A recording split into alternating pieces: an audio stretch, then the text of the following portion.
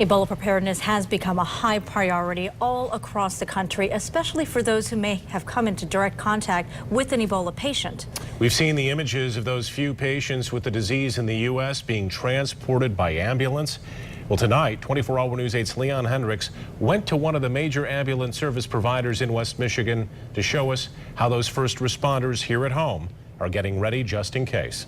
The Ebola virus, the newest concern on the streets for EMTs and paramedics, and they could literally end up face to face with the virus. If I'm sitting here and patients here, if I have to reach over, you know, a lot is exposed. For American Medical Response, AMR in Grand Rapids, it's been an ongoing effort to get prepared. They've gotten new suits to cover themselves and are ready with these Go kits. It's a powered air purifying respirator. Plug it into the hood, put everything on, get it all set, and off you go. AMR is the nation's largest ambulance service provider. It was one of their teams that transported the nurses who contracted the disease at the now infamous hospital in Dallas. I was definitely proud. I think that we handled that situation very well. But none of the tools matter unless they know they're headed into a situation with an Ebola risk.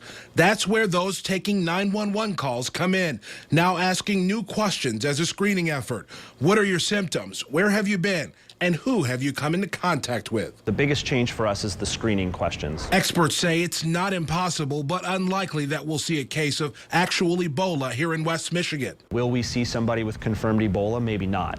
But will we see somebody who screens positive, you know, based on our questioning? Yeah, I think we will. Especially likely with the flu season approaching, with similar symptoms to Ebola. That's part of EMS and part of public safety is preparing for incidences that may or may not occur but have a potential to.